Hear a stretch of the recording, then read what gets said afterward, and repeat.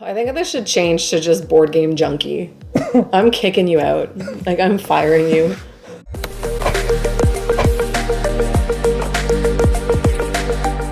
Hey everyone, welcome back to the Board Game Junkies. Shawn and I are going to be sharing with you guys our favorite games that we've played in 2024. Not just games that were released in 2024, but just our favorite games that we had a chance to play overall. So we both have our top fives. Yep. Shawn's going to start. Here we go. Let's get into it. All right, guys, my number 5 is Clank, the deck building game. It was 2016 release. It was designed by Paul Dennen. You're looking at a 2 to 4 player game, roughly around 30 to 60 minutes, and it's considered a light to medium weight game, I'd say. After we played this game, what I figured out is that you're thieves, and your whole goal is to go down into you're supposed to go into a castle, down into the depths, steal a whole bunch of treasure using a deck building mechanic, and all you have to do is get out with as much treasure as you can without dying. And it's not as easy because there's a dragon in there. Sounds simple. Sounds simple. Not so much. No, I mean, sometimes we've made it out, somewhat. I mean, if you make it into the castle portion, apparently the villagers come and save you. Is it not kind of like a push your luck too? Like when you're down there, yes, you want to try to get as much as you can, but you also need to be mindful that you need to get the hell out. Yeah, right? Yeah, because like say the other person ends up getting out, they'll get an additional 20 points. You could stay in the depths longer, try to gain a few more artifacts, and if you happen to get out, or at least to the castle portion, you may get enough points that you'll win. So getting out doesn't really matter. So that's my number 5. So let's go on to Kristina's number 5 and see what she's got for us.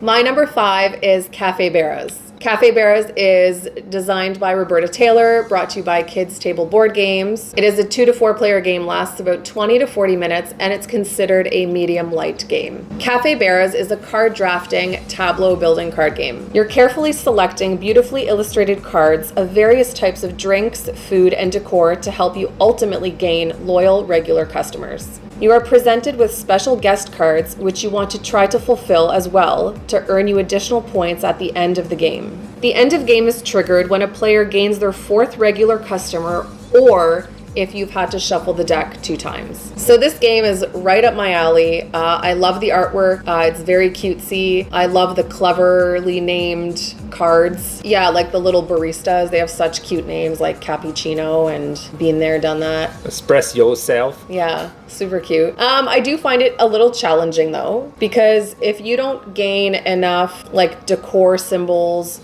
or enough food or beverages, you're not going to gain those regular customers. So like when you were acquiring all those different things, you were getting the regulars and then I'm doing damage control. So it's like a bit of a tricky little game. It's simple, but once you have the food items and the decor, the game can be done within 5 minutes. Like you are just pumping out those customers. So yeah, that is my number 5. All right, guys, my number 4 is Dune Imperium Uprising. This is designed by Paul Dennen and published by Direwolf Games. It is 1 to 6 players, and it plays in about 1 to 2 hours, and it is a medium to heavyweight game. So in Dune Imperium Uprising, it's a deck building game, and basically what you're going to be doing is you're going to be sending your agents out, you're going to be collecting resources, and you're going to be advancing up different tracks for the different alliances, like the Bene Gesserit or the Fremen tracks, stuff like that. But the whole goal is that you're just trying to score points based on battles to be won. And down below, you have to do whatever you can to try to gain as many troops as you can, or even worms, to try to win those fights. And what's cool about it is that whenever you win a battle with the giant sandworms, you'll get double the amount of points, which I find pretty friggin' interesting. This is another deck builder that she's not really into, but it is a fantastic game and definitely something that should be on your list or in your closet or on your shelf. In your closet. If you have a board game closet, it should be in there. It's not that I don't like it. I do like it. I think it's brilliantly done. I just find it really freaking difficult. And is it not kind of worker placement? Is that stupid? It is worker placement too, yes. So like I do like that mechanic. I just think it's so effing hard. Like I find when there's a lot going on in a game. Okay. It's like my brain can't handle it. It's like overload. Whereas you love that. I don't even find this game difficult. I do. You play a card, you send your agent to wherever the card tells you, then you collect resources and you use those to buy different cards. Yes, and... I get it. I find it difficult. Okay? Okay. All right. Well, that's my number 4. All right, my number 4 is Sky Team. Sky Team is designed by Luc Raymond. It is published by Scorpion Masqué. It's a cooperative 2-player game which runs about 15 minutes and it's considered a medium light game. So in this game, you are a pilot or a co-pilot and you are basically working together as a team to land your plane safely. Before you start each round, you have time to discuss your strategy, but then once you start and roll that die, your lips are sealed and you don't know what the hell is going to happen. I do. We're going to crash. We haven't though, so that's fun. No, we did land safely actually because we're professionals, but I felt like we were going to crash. Yes, we're pilots. I'm a professional pilot. Yeah, I did some flight sim back in the day. Oh my God. I kind of know what I'm doing. Let's not talk about your flight simulator.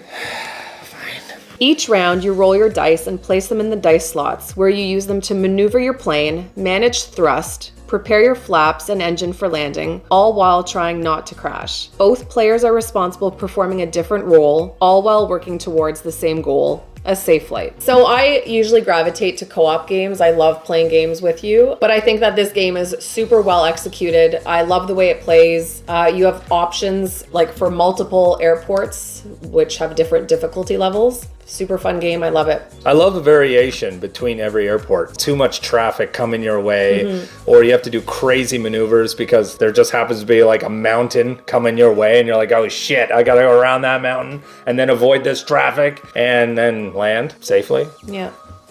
So, yeah, I love it too. I think it's a great game. I like the fact of like rolling dice and I can't, like the anticipation of like hoping that your partner is on the same page where you're like, please have a 4 because if you don't, we're going to crash. Well, 4, thank you. Yeah, and like luckily you get the little coffees, right? So you can help to re-roll. So that's good. I think it's super well done. I think it's a fantastic game. All right, that's my number 4. All right, let's move on. My number 3 is Lord of the Rings, Duel for Middle-earth. This is designed by, and I'm gonna do this like this, Antoine Baza and Bruno Cathala, also published by Repos Productions. Okay, this game is meant for 2 players, plays about 30 to 45 minutes, and it's about a medium light game. So this game is like a combination of tableau building mixed with area control, mixed with like, I don't even want to say it's like a tug of war type thing, kind of, because it's like you got this track that has Samwise and Frodo running with the ring to Mount Doom, and then you've got the bad guys that are coming at them with the ring wraith trying to catch them. Let's say this is one of our favorite games of all time. Just like Seven Wonders Duel, except with a Lord of the Rings duel theme. This is one of our favorite games. We love this game. With 3 ways to win, either an alliance through any of the races of Middle-earth, or you have also, there's the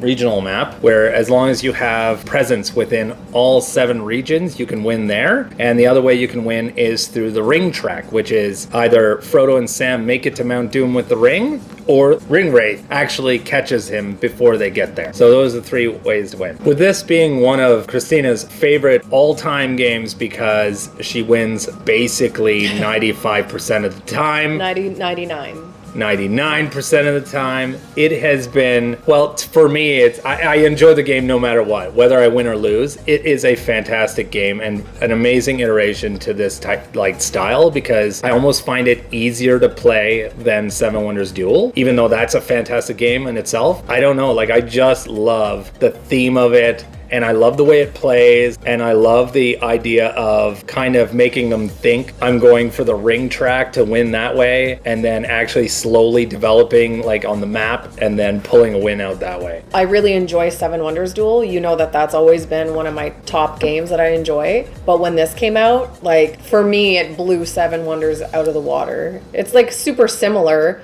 And it's not necessarily even about the theme. Like, I just watched Lord of the Rings last year for the first time ever, so I'm not like a hardcore Lord of the Rings fan. But it's just, I find the gameplay so much easier. Like, purchasing cards. It's so much cheaper than in Seven Wonders Duel, is it not? There's less management with the money. Like, you're not having to worry about, oh, okay, I need 17 gold to be able to purchase this card because I'm down like a bunch of resources. Resources for it. But like this is like round 1 gold if you trash a card. Round 2 gold if you trash a card. Yeah. Like, it's just easier to purchase cards, and some of it's free as long as you have like what is that thing there where you have you can chain different cards together. Ability, so there's, as long as you have a chaining symbol, you can actually chain cards and get them for free. So that's one other way. I just think it's a lot more simplistic, and the theme just adds to it. But I love it. This is my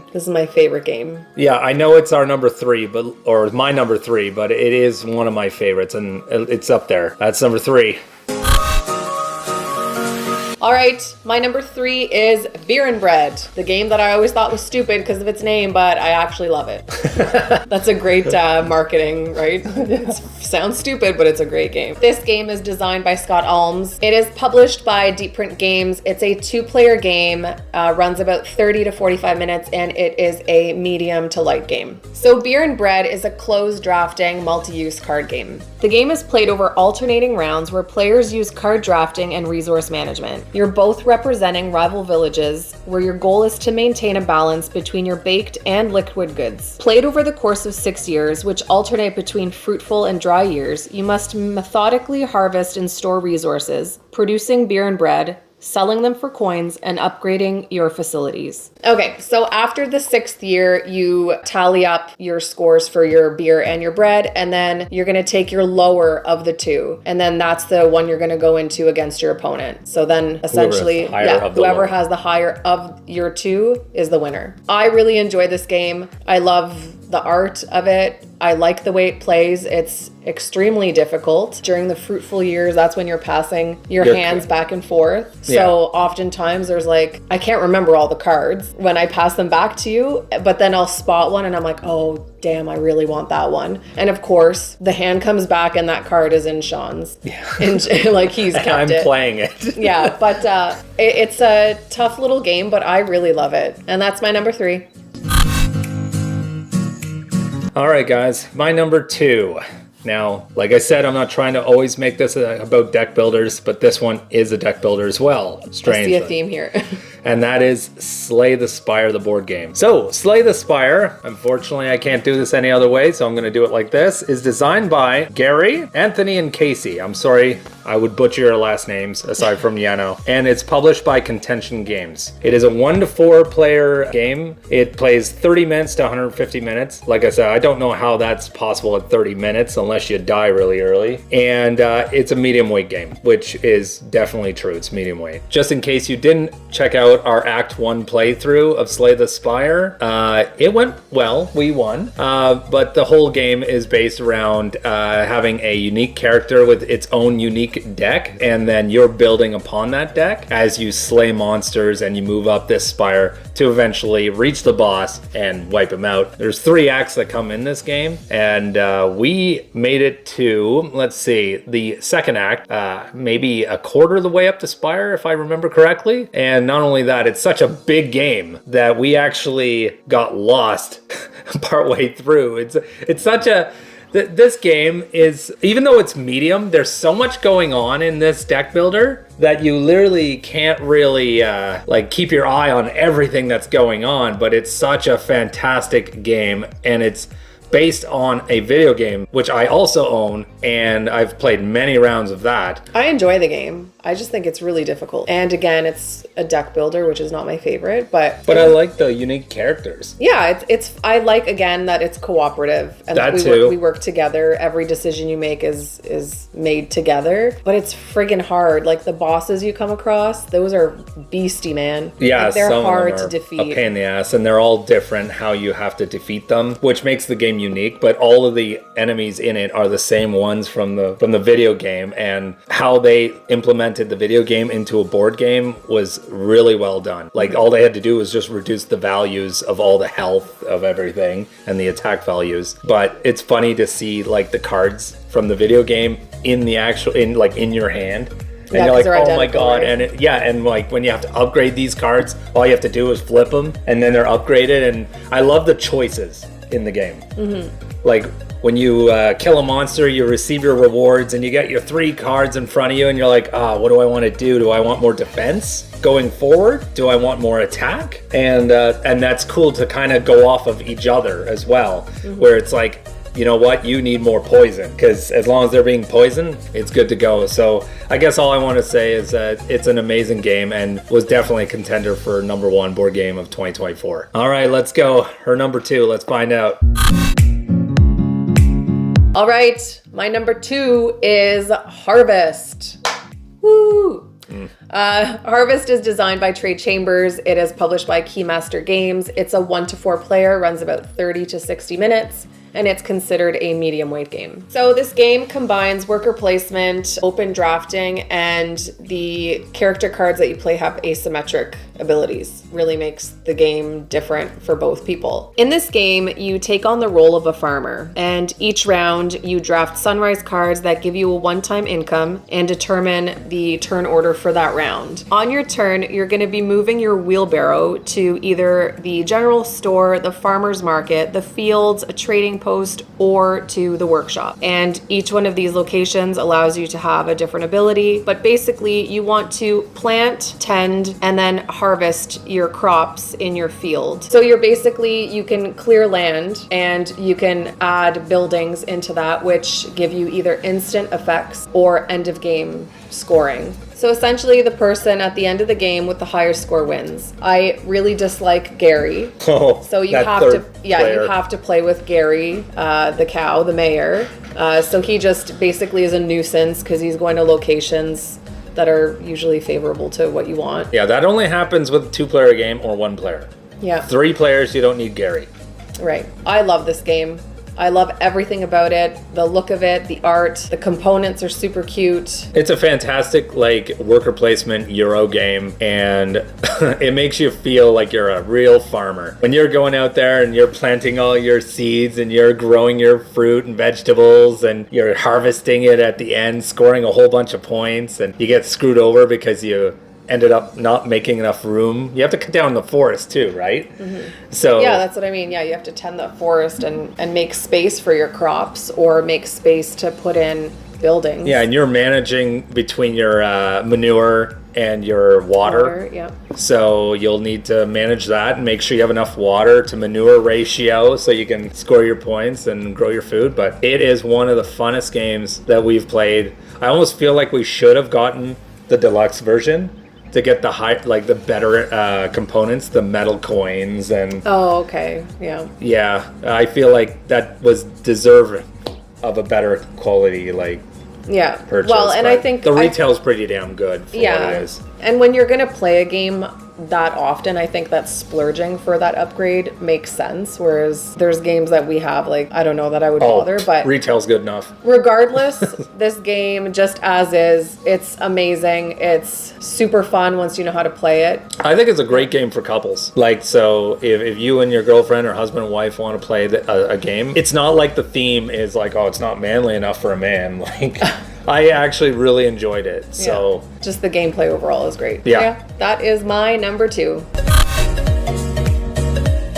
All right, guys, and now my number 1. Drum roll, please. That's pretty good.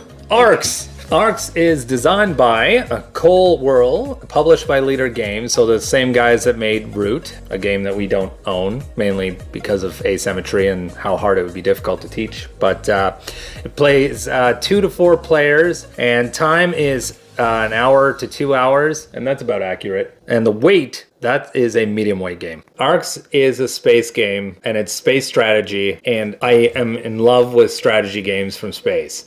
Unfortunately, I was hoping it was going to be a 4X, but it ends up being a 3X because it's lacking exploration. You already know everything that's around you. The way you win this game is it's like a trick-taking game style-ish, where you are going to have to get the initiative to vie for ambitions, and then those ambitions, as long as you have those ambitions met by the end of a round, you'll score points based on those, and whoever has the highest points wins. So down at the bottom of the board game, there's going to be a set number of victory points that are required based on the number of players. As long as you are the first one to reach that amount and surpass it, you win the game. So to start off, what do I think of the trick-taking aspect of it? I know there was controversy over it because it wasn't exactly like a trick-taking game, but I didn't find it to be that bad for what it was. It was just playing cards with numbers. The higher number, you could win initiative. That's kind of how it worked. But you play the cards to do actions,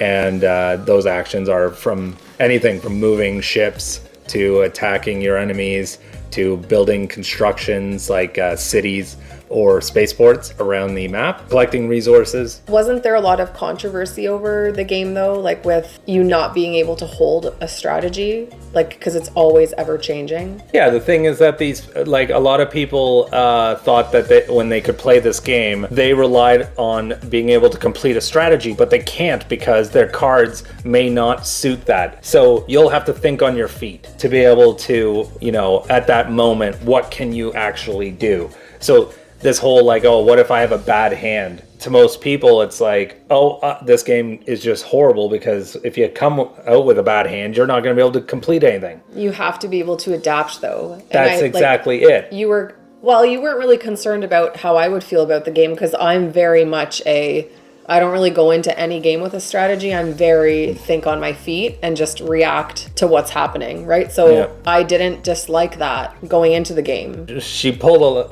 did you win that just by chance? I think I won one, maybe. Okay, she may have won one game, but it was like that where it was just like I tried to set up a strategy and come round 2 or 3, I couldn't pull it through. So I'm like, great. Where she was just, oh, I don't have this, but I can do this. So, and it just ends up working in her favor. So, yeah. What do I like about it? Well, everything. Everything.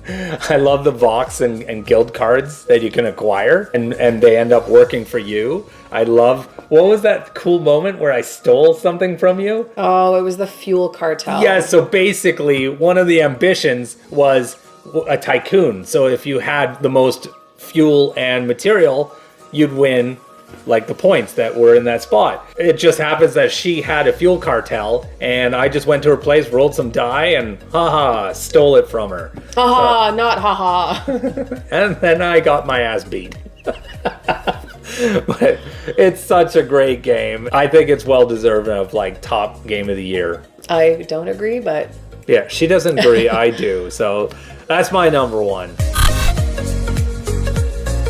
Alrighty. My number one is Lord of the Rings Duel for Middle-earth. So basically. So we're not going to go into the whole spiel of who made it, blah, blah, blah. Yeah. I said it when he announced it as number 3. I think number 3. Yeah, it was. Yeah. So my number 3. I love this game. I love the way it plays. This is probably one of the few games, I'm sure you can attest to this, that I could be making dinner and the second there's something just like boiling or whatever on the stove, I'm like, hey, do you want to play Lord of the Rings? It's literally the only game that I will actively ask to play, and I don't really do that often. No, it's crazy. That or Harvest. Those are the two games that you will be like, but yes. This one's just, to me, it's easier, and it's just a quick setup, easy to play. Yeah, if we have to take a minute to like go back and forth between things, like, anyway, I just love it. I love the game. I can't say enough about it. Yeah, it's a fantastic game. Let's just leave it at that. Go buy it. Do it. That's my number one. Clearly, you can see a theme between the two of us. Like, Shawn's very spacey because he's a space cadet. Man, my only space game is Dune Imperium Uprising. And Arcs. And that's mainly on Arrakis. That's on a planet. So Arcs is the only thing that's really spacey. The rest of it, whatever. Yeah, it is. You're still spacey. Oh yeah. And whereas mine's like very cutesy, I Cafe love Bears. art. You know, she didn't say bears and bees, but that's one of her one of her favorites. I like, yeah, clearly animal themed, cute little art animal themed games. But anyhow, so let us know in the comments below some of your favorite games that you've played in the last year and anything that you're looking forward to that's coming up. If you enjoy this video and you enjoy our content, please like and subscribe. It helps out our channel and it makes us feel happy. Coming up for us, what do we have? We have a Game of Thrones, Tiny Epic Game of Thrones playthrough. Oh, that's going to be coming fun. out next. Oh, So- you guys are going to love it. Yeah. It's a great game. I'm gonna get my Jon Snow on. Oh, we bought everything for it. We went all in on that bitch. Anyway, thank you for watching. We'll see you then. Bye now.